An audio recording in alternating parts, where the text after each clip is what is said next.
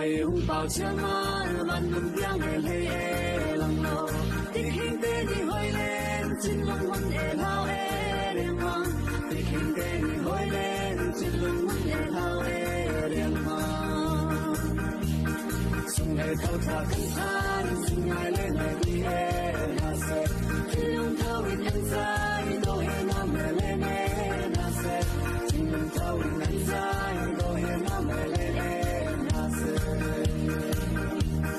bao hùng cho người thái thơ con lòng lên một lê áo lòng xa để lại mai từng kinh lê trong lâu cho mẹ đi em ngon để lại mai từng kinh lê trong lâu cho mẹ đi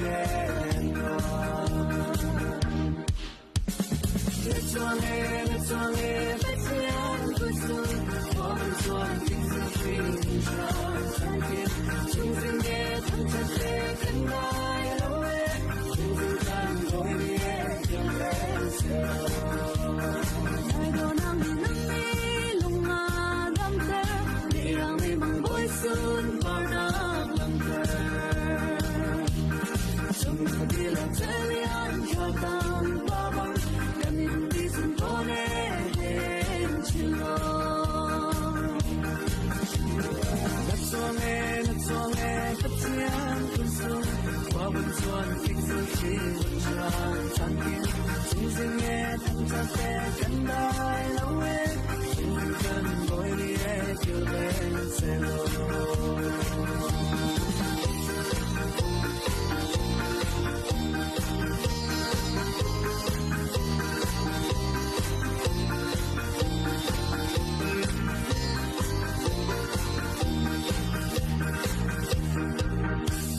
thâu lệ cũng thật xoa hi thật xoa vai đi em buồn xì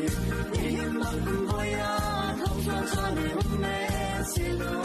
nhìn bằng cùng bôi à thâu cho để hôm nay xe lô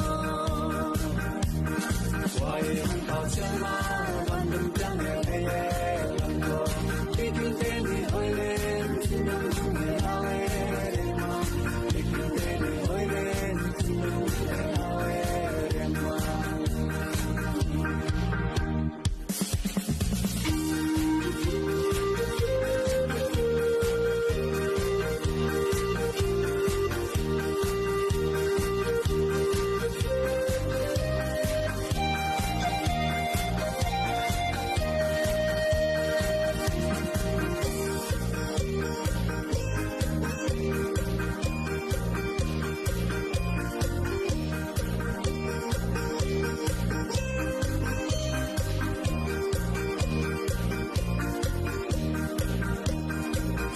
thâu thả căng than xin ngài lên ngày đi em na se khi lòng thâu in nhân dài đôi nam mẹ lên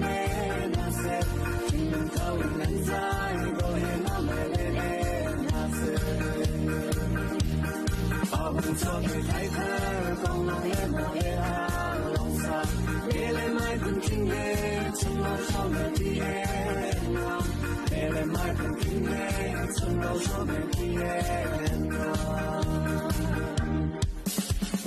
Đất cho nghe vất thiên cuộc sống hoa bên xuân kích dương khí vun tràn tràn kiến chung duyên nghe thăm chân xe cánh tay lâu em chung duyên căn bồi đi em yêu em sẽ ngon đất cho nghe vất thiên cuộc sống hoa bên xuân kích dương khí vun tràn tràn kiến chung duyên nghe thăm chân xe cánh tay lâu em chung duyên căn bồi đi em yêu em sẽ ngon